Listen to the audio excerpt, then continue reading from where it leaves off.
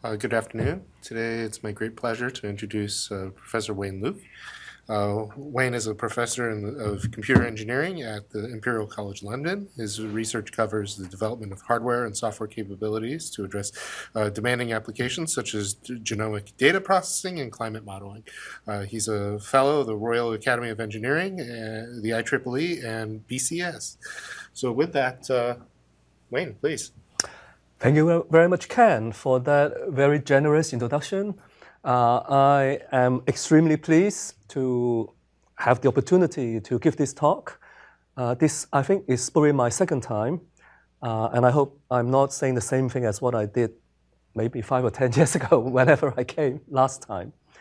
And I very much thank Ken to take the time out that despite all the hustle and effort running the ASAP conference, he still managed to arrange for this visit, which I'm extremely grateful. So this is a talk about how to exploit reconfigurable technology to accelerate genomic data processing. Much of the work has actually been done by my PhD student, James Aaron. And there are also other collaborators as well, which I will explain in a minute. But just in case you haven't been to Imperial College, this is a photograph of the main campus of Imperial College. So I'm based in the Department of Computing, which is over there. And I work very closely with my colleagues in the Department of Electrical and Electronic Engineering, which is this tall building around there. And there are well-known landmarks, such as the Natural History Museum, or if you don't want to look at dinosaurs, then have a look at the Babbage early computing machine in the Science Museum. Or we might just want to walk around in the Kensington Gardens or the Hyde Park around there. And Imperial College is easy to recognize because it has this tower, which is called, like so many things in England, named after the Queen. So this is called the Queen's Tower. So next time when you have a chance to fly into London, my suggestion is to try to sit on the right-hand side, because I took this picture from the plane. You could see part of the wing over here. But left-hand side is relatively boring, so sit on the right-hand side. Just have a quick description of our research team at Imperial College. So we have quite a diverse range of research interests, covering from applications to design techniques and tools for systems that can be customized. Okay, so obviously software can be customized, but because we also target reconfigurable technology, therefore quite a bit of the hardware can also be customized as well, and that really makes this research so exciting. So our focus is on improving the efficiency of the design, so how to develop customization to make the implementation more effective and efficient, and then at the same time, how to improve the productivity of the designers. Okay, now, and designers could be at different levels, from application builders to design tool developers, to library developers, to platform and infrastructure development, and so on. And our work actually covers both high-performance computing as well as embedded systems, which I'll give some examples in a minute. So our team actually spanned 2 departments. I lead the team in computing department, and we have around 6 research associates. So these are typically postdoctoral researchers and around 10 PhD students in various stages of completion. And then we have somewhere between 3 to 6 MSc students, undergraduate students, depending on a particular year. So we also have about 2 to 3 visiting students from different universities around the world, and we love to collaborate with them. And over in the Department of Electrical and Electronic Engineering, there are another 30 to 40 researchers. So together, we actually have quite a big team. And we cover both theoretical foundation as well as practical applications. And indeed, I think it's really that coverage, that interaction between foundational and practical concerns that makes this field so exciting. So we have, as I already mentioned, collaboration with many universities like Cambridge, Oxford, Fudan in China, and Princeton and Stanford in United States, and also Sydney in Australia. And we also have a lot of industrial collaborators, and Microsoft is actually one of them, I'm delighted to say. So we have various projects. The FP7, these are the European Union projects. So these are the project acronyms. And if I have time, I could describe some of these in a bit more detail. The one we are running right now involving European colleagues is one based on the Horizon 2020 framework, and the acronym for that project is called EXTRA, and it is actually looking at how to exploit reconfigurable technology for exascale capability in the future. And then EPSRC is the UK grant agency, so that corresponds to the National Science Foundation in the US. And we have various kinds of projects supported by them as well. So just to give a few examples about the type of applications that we look at. So for example, we study climate modeling, and some of these applications we could get more than 10 times faster. For genomics, I'll describe a bit more later on. We also have done quite a bit of research on accelerating financial modeling. And then we also have some work on avionics monitoring, which I'll describe a little bit more in a minute. So some recent advances is we are just beginning to start a new project sponsored by Intel on looking at accelerators for cloud computing, in particular how to manage virtualizations and elastic resources and so on. And applications could involve genomics and also finance. And we also have research on automating the development of designs that can reconfigure at runtime in order to improve the performance or improve the energy efficiency. And that is one of the European project, the project EXTRA that I mentioned briefly before. And one of these mechanisms for automation is to eliminate idle resources. Again, if you are interested, let me know, because we already have some publications. We also are interested in looking at new FPGA fabric. So again, as part of this European project, that we studied new ways of enhancing the fabric so that we could optimize dynamic data access for applications such as memcache, sparse matrix vector computation, sorting, and so on.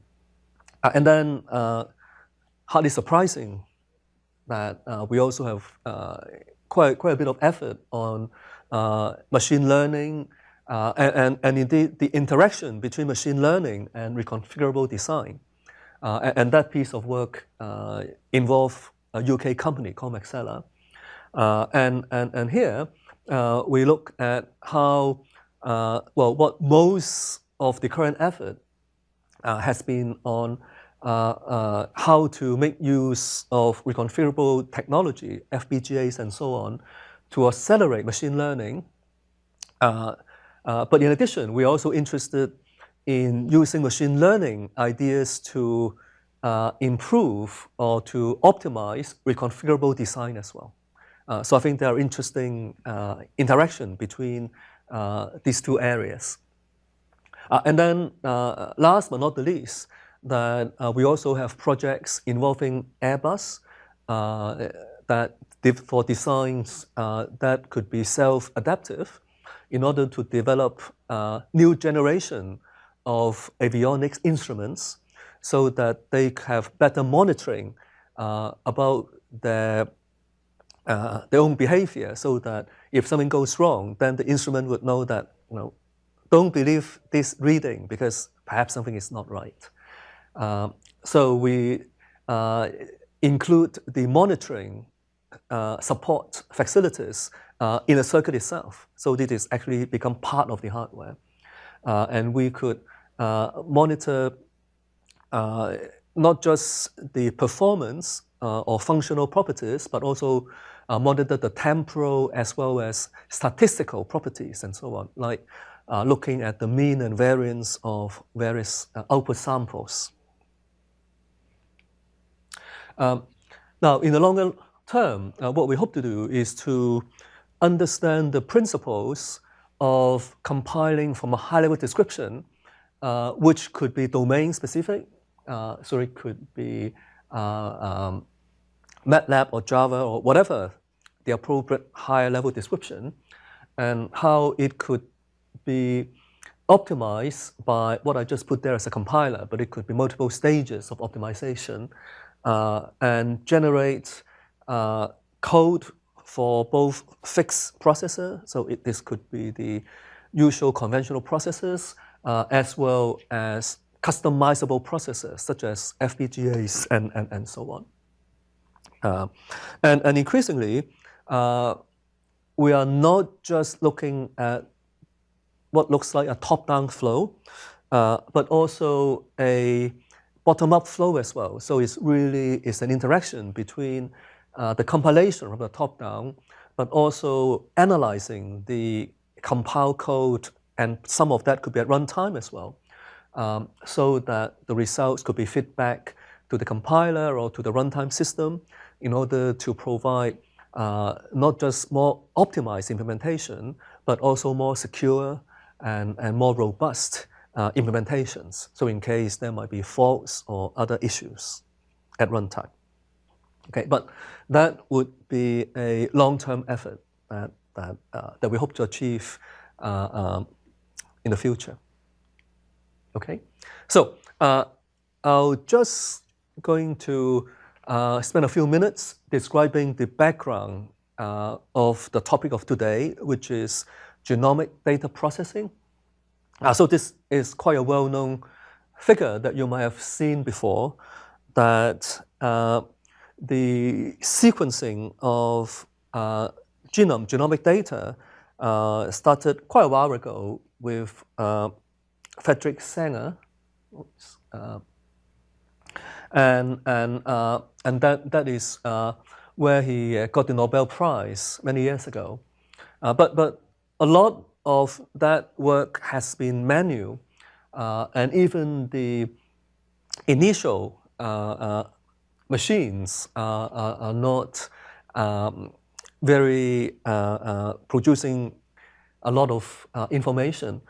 So it's only in the more recent times, and I'll show you the timeline in the next slide, that what's now known as the next generation sequencing, that these sort of machines can really produce a significant amount of information of the genome. and that really revolutionized the healthcare area. And if we have a look at the timeline, one could see that I guess the interesting comparison is with the well-known Moore's law, as we all know that in computing, that when we have the older technology, then you'll see that the increase in information, you could see that compared with Moore's law, the slope is not as steep, okay? And then it's around 2004, 2005 time, at that time, that new generation sequencing capability has come into play. And then you could see that suddenly the slope become a lot more steeper, okay?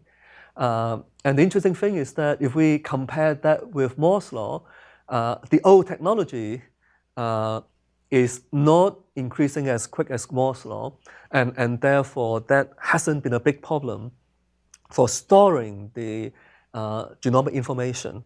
But now, since the genomic capability, the processing is producing so much information, then whereas Moore's law is increasing at a lower rate.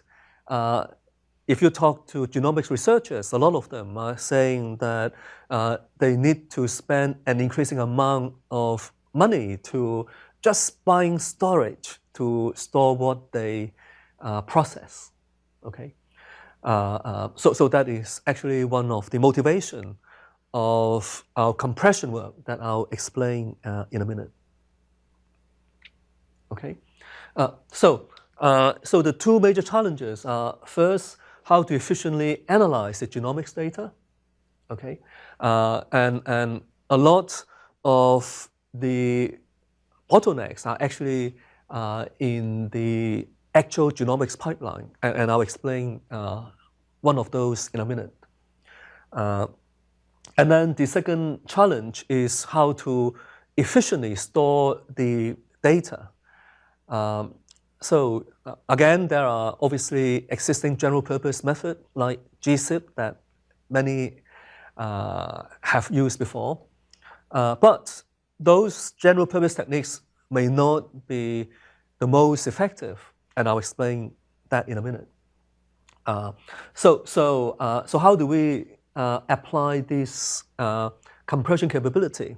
And indeed, there is this method called reference-based compression, so that we compress the genome with a reference genome, so that, because one has found that the differences between different genomes are very small, okay? Because genomes themselves are very large. So although there might be lots of differences, but in the whole picture, it's actually very small. So the idea is one could find where the differences are and then just compress the differences, right? So it's pretty obvious. If we do that, then we could have very high compression ratio, but it is quite slow, okay? So how can we speed it up while retaining the high compression ratio? So that is the challenge, okay? The technology we use is called FPGA, field-programmable gate arrays. And in particular, the system that I'll describe today is based on a UK company called Maxella. So they call it a Maxella data flow engine. And the basic computational element is an Altera Stratix 5 FPGA. And also the card has 48 gigabyte of DRAM, okay? And later on, we'll compare the performance of that with Intel CPUs and also NVIDIA GPUs, okay? We are computer engineers, so we really don't know very much about genomics. So it is our great fortune that we are able to collaborate with some of the best researchers in the world on genomics. And they are Professor Dennis Low and Professor Rosa Chiu at the Chinese University of Hong Kong. And their work actually provide the foundation of a lot of the advances that I'm going to describe. So they've done the basic scientific underpinning that could support non-invasive prenatal cancer and transplantation assessment. I'll explain a little bit of that in a minute. Okay, and then we also work closely with Professor Jiang in the same group, and he has developed a particular genomic data processing pipeline called the MEFI pipe that we map and accelerate using FPGAs. Okay, so this is a diagram that I borrow from Professor Lowe's paper, and the technology is very much based on this idea of what is known in genomic terms called methylation. Okay, and to give the simplest possible explanation, by looking at the plasma in the blood, one could actually find information by genomic sequencing of the whole genome, so that we could obtain information of the healthiness of the different organs in the human body. Okay, so the exciting thing is that this would provide information not for just one particular organ, but it could provide information about the liver, the lymphocytes, the placenta, and so on. Okay, so in other words, by analyzing the information in the blood plasma and by this whole genome sequencing, one could provide analysis technique. One could predict the healthiness of fetus and or unborn babies. For example, that would be for prenatal testing. Okay, but the exciting thing is that the procedure can be used not just for prenatal testing, although if you only do prenatal testing, that's already an amazing advance. But it's not limited to that. The same procedure could be used for detecting and monitoring cancer, could be used to monitor organ transplantation, and so on. Okay, so this is an amazing technique. And the interesting thing is one of the bottleneck is actually in the sequencing, and that's the bit that we try to accelerate. But just to provide a feel for the practicality of this method, that around 2 years ago, that the BBC News explained that it's around 1 in every 200 women might lose her baby after a particular situation, because when we do the prenatal testing, it used to be invasive. So when some of the fluid is being extracted, that might actually have hurtful effects on both the mother and her baby. So the technique that I just described before is non-invasive because all you need to do is just to do a blood test. Okay, so one could extract the blood plasma and do genomic analysis on the blood plasma in order to find out whether there are genetic abnormalities of the baby. So it is found that the number of invasive tests can be reduced by more than 80%. Okay, so and therefore the risk of damaging the mother and the baby would be significantly reduced. And then just last week, that there's another piece of news that the UK Health Authority, the National Health Service, NHS,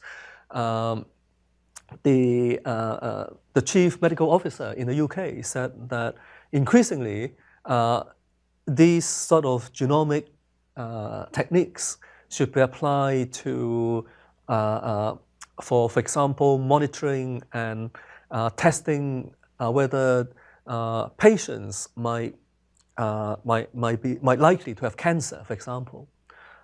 So instead of just waiting until the symptoms become severe, if there is an easy way by just doing the blood testing, one could actually monitor whether there are possibilities that one might get cancer. One might be able to protect the population much better, but also at a lower cost, because we try to prevent that rather than try to cure it. Okay, so this sort of techniques should become increasingly important.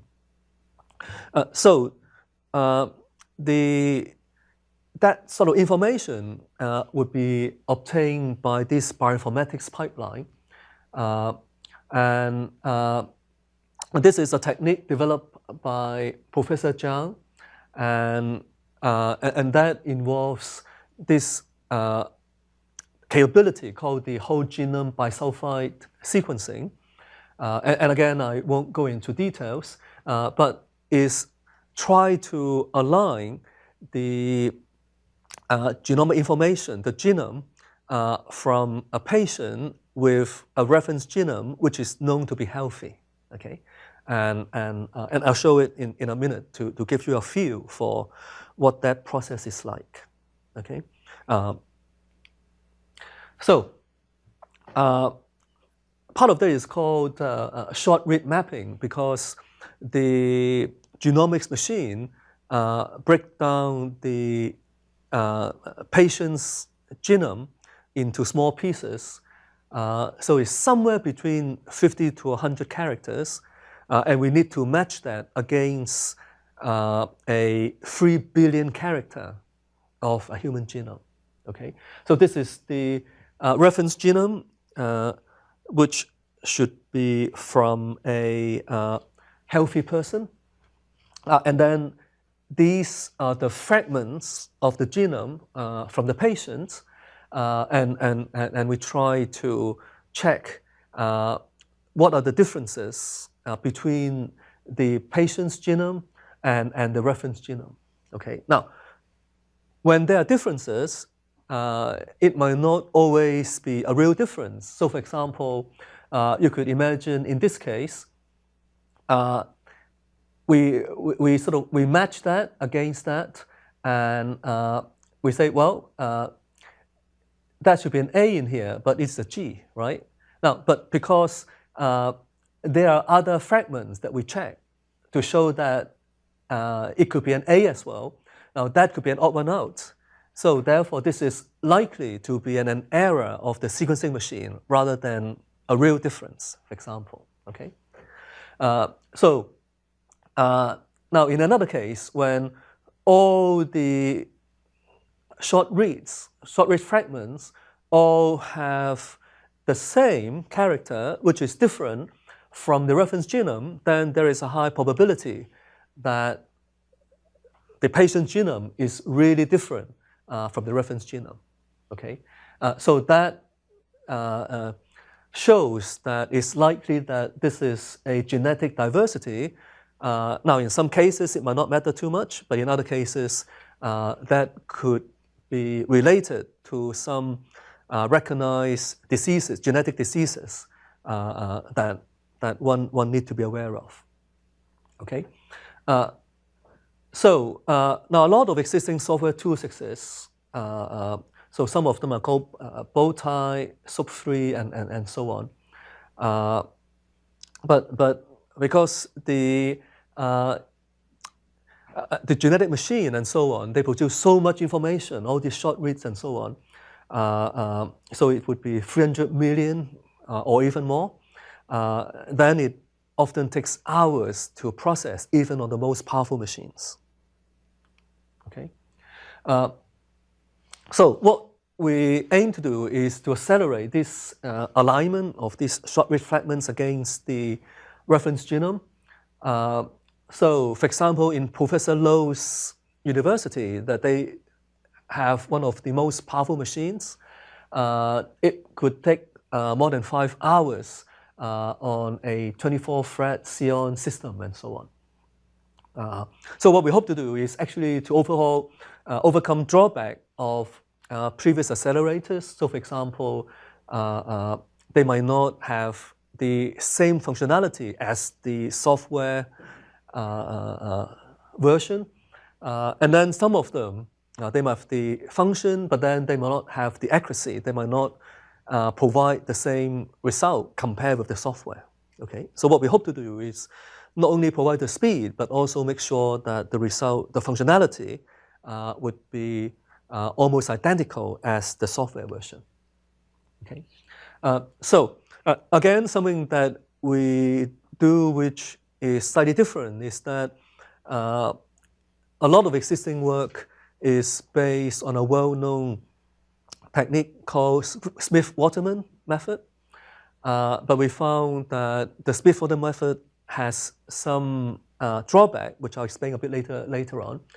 So we make use of a particular data structure called FM index, which is essentially a compressed substring index that allows us to very quickly search for substring in a big string. And that this particular index is constructed by a technique called the Burrows-Wheeler transform. Now again, if you haven't come across that, do not worry, because you could just do a Wikipedia and then quickly explain to you what it does. Now there are various parameters required. So for example, we do short read of up to 200 base pairs, and our work right now allows up to 2 mismatches, but we could actually support as many as one likes. And then we also extended this FM index technique, which was an exact match technique to support approximate alignment as well. So we could do search from both ends, so we could do a bidirectional search. And we could also use backtracking to test all the possible permutations that could happen. Okay, so in our accelerator, we developed modules which could do exact match, and then we also developed modules that could do either matching with 1 mismatch or 2 mismatches, and so on. Okay, and then what we do, and again, that is something that we learned from our genomics research colleagues, that most of the matches, for example, up to 60 to 80%, would actually be exact match. Okay, so you could imagine what we'll do is we will stream the short reads through these different elements, and then for those which already have match, then exact match, then we don't need to pass them to do the approximate match and so on. So the amount of unmatched short reads from here could be relatively small, and that could be one way of making things faster. So in addition, we also make various optimizations, such as make sure that the FM index structure is optimized to make sure that we could saturate the memory bandwidth. Okay, so the only thing that stops us from running faster is the memory speed. Okay, so if we have faster memory, then we could actually run this even faster. And we also have various optimizations to reduce the access to the DRAM, because we did the big DRAM on the board in order to store the reference genome. And then another possibility is actually to exploit runtime reconfiguration, because what we can do is that in the beginning, we could configure the whole chip to just do the exact matching, because the exact match modules are relatively small, so we could put more on them, and we could increase the parallelism as much as we can, as long as we could support the memory bandwidth. And then later on, when we have done all the exact matches, then we could reconfigure the chip to do the approximate match for one element and then for two mismatches and so on. So these approximate match modules are typically a bit bigger and take a bit more time, but because there are fewer sequences that we need to do the approximate matching, and therefore it doesn't matter that they're a bit bigger. Okay, so the difference is if we do a Smith-Waterman, they use the same module for both exact match and approximate match. Okay, so that means that potentially the number of Smith-Waterman modules that you could put on an FPGA would be smaller, right? Because the exact match module is smaller than the approximate match elements. Okay, so by exploiting that information that there are more exact matches than approximate matches, we could actually organize our data flow in order to accelerate the computation even more. Okay, so the evaluation, as I mentioned, is based on a system from Maxella, and the comparison are GPUs from NVIDIA and CPU from Intel, and some examples from this public domain Genomics database, and from our colleagues in Genomics, they said they are happy to find up to 2 mismatches, and we could locate all the hits and in a particular format and so on. And these are some of the numbers that we get, that right now our hardware accelerated version is up to 5 times faster than Bowtie 2, which is one of the software versions on the CPU. And also it is up to 4.5 times faster than the GPU on that. And more importantly, we actually achieve the same accuracy compared to the software version. Okay, and indeed, we found that right now the reported speed that I show here are actually limited by the file I/O. So if we could do that faster, then we could actually speed up the whole thing even more. And then, of course, the FPGA version is over 5 times more energy efficient than the software version. Okay, and what I'll do in the next few minutes is to describe how we could, in addition, also apply acceleration to accelerate the compression of genomics data. Okay, and this method is based on a reference oriented technique. So for example, we are compressing these data, okay? Remember, these are the short-read fragments against a reference genome like that, okay? So for example, for this particular sequence, the compressed version looks like this, where the first number corresponds to where the match occurs. So you could see that it's AATGG. So this is, it matches the first 5 characters in the reference genome, okay? So it starts from the position 0 because it starts from the first one. And there are 5 characters that match, so that is 5 there. And then the first one that doesn't match, we put it at the last element here, okay? So the first one is A, that doesn't match the reference genome.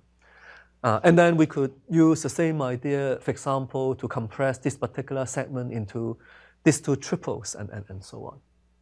Okay, so so this task actually turns out to be pretty similar to the sequence alignment, and we actually use the same hardware in order to accelerate that. And we could compare that against some of the software method that I'll mention in a minute. Okay. So there are actually two well-known formats. One is called FASTA, the other one is called FASTQ. So the FASTA format, our accelerated version is called FASTA zip, and the FASTA format corresponds to pre-assembled genomes, which are already mostly in order and so on, and we could merge the adjacent ones to improve compression ratio even more. FASTQ is another format and is sequence data from either strand of the DNA. And we could actually also map the reverse complements to, again, these are some techniques that is well known, but if you're interested, we could get back to that later on. Okay, so the overall organization of the computation is like this, that they are in the file format for this genomic sequence. There are all these identifiers and so on, which will just compress using software. And then the actual content of the sequences, and so turning this sequence data into the 3 tuples that I showed before, that part is being accelerated using the hardware that I showed before. And then the result of that can be further compressed in order to find the final results that I show here. Okay. So what I showed before is the FASTA zip. So this is a FASTA format. The FASTQ format is roughly the same, except that they have, in addition to the identifier, they also have strand information, they have quality scores, and so on. These are all compressed by software separately. And right now, we are just compressing the actual sequence data over there. Okay. So again, these are just the hardware system and the software system that we use in our evaluation. And the FASTA format, we use the actual human genome data using human genome build 38. So there are different builds. And then for the FASTQ format, then we use a different set of public data. Okay. So this table describes the results of accelerating the faster computation, and essentially that one could get speed up of up to 12 times of the best of the software version, and then the compression time. So compression ratio could be 12 times more, and the compression time is comparable to the best as well. And then for the compression time of the accelerated version, for the faster zip, it is right now is two times the speed of software version, but that's because it is limited by the file I/O. So we hope that we have the next generation of system that would allow us to overcome that. And then for the FASTQ format, that the conversion ratio could be similar to the software version, but then the conversion time could be more than 20 times faster. Okay, and then again, some of the hardware version is limited by the file I/O right now. Some of the compression time is less, but then we still have high compression ratio of some of the best software compression techniques. Okay, so this method has potential of not just accelerating the speed, but also it could actually give better compression results as well. Okay, okay. So right now there are a number of possibilities for further improvement. Like we are working with the Francis Crick Institute, which is the new Genomics Institute in London, which we will port our hardware design to different kinds of hardware platforms in order to get hopefully better results. we are also testing our design on more data sets. And also, we are interested in accelerating other stages of genomics pipeline, because right now, our focus is really on this particular part in the middle, which involve alignment and discovering variation in the genomic sequences.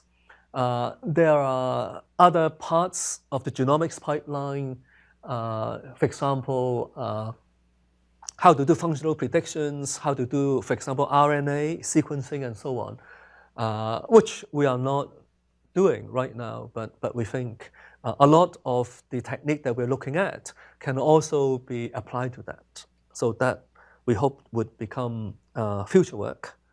And then in addition, we also hope to automate the production of these optimized pipelines so that they could become useful both for scientific research to discover genomic diseases or cure of those. And also we hope that the acceleration would also benefit healthcare and clinical applications, so that in new generation of hospital machines that could benefit from techniques that we describe here, so that we could have better compression at a higher speed and so on. Okay, so thank you very much.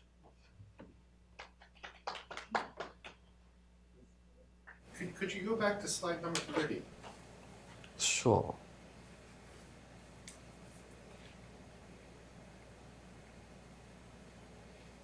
So is there any, could you give a little bit of some intuition as to why the compression ratio is so much higher for the hardware implementations than the software implementations?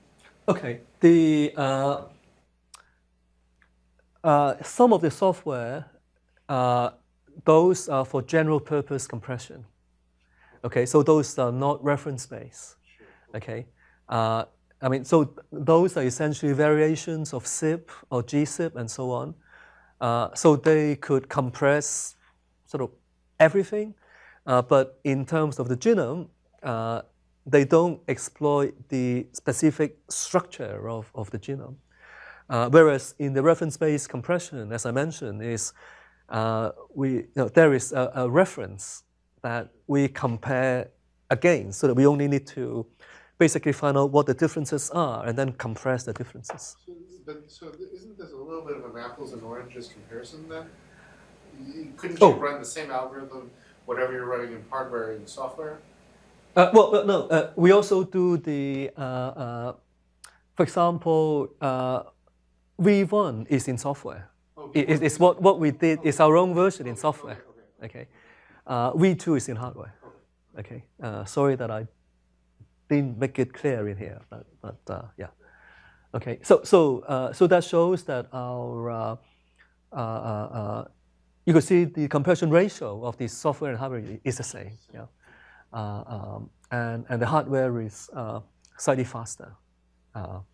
But we think that there are still scope for improving the speed of the hardware, because right now is the file I/O, because they are stored in the disk and so on. We spend most of the time taking the thing from the disk.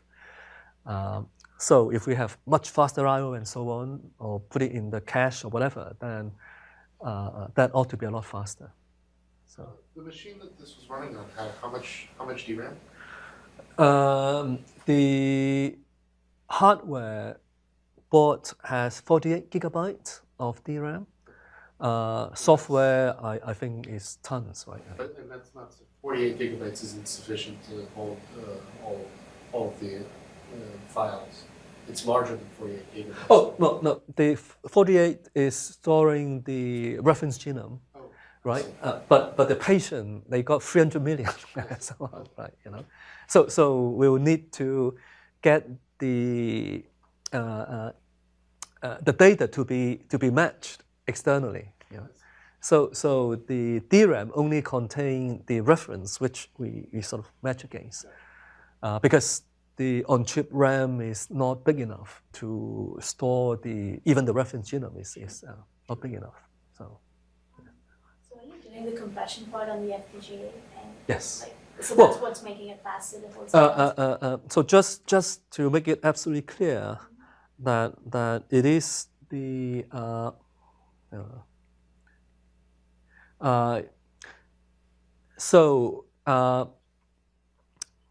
the the genomic data format contain the headers and strand information and quality score and so on. So we are only accelerating the actual sequence data, right? Now, in principle, we probably could also accelerate these other bits as well, but they are not as big. So right now, we sort of did not accelerate them. But in principle, we probably could have accelerated everything if all the bandwidth and all that could support that. Do you guys have like the logic diagrams? Like, are those public for these, or are they like kept secret?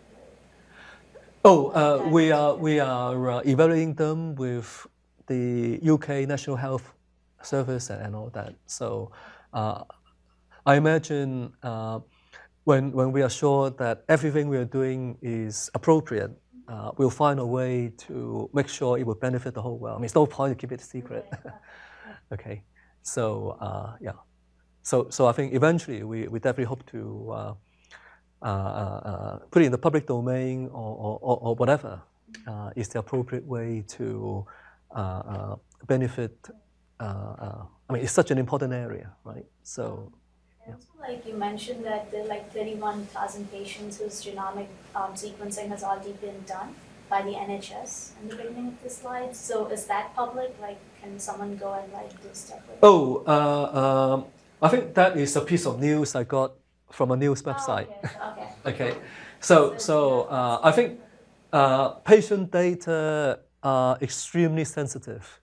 So I think you need to sign so many pieces of paper, and you probably could only do work inside that secure database or something like that. Sometimes they like release it to the public with like encrypted, like they remove the patient's names and just like give you the data to work with it. Like. Yes, I think there are possibilities, and indeed right now there are also some sort of real public domain information, but I think some of the existing sort of large patient database seem to have various restrictions that I think they will allow scientific research to access that, but there are all sorts of restrictions and so on, you know.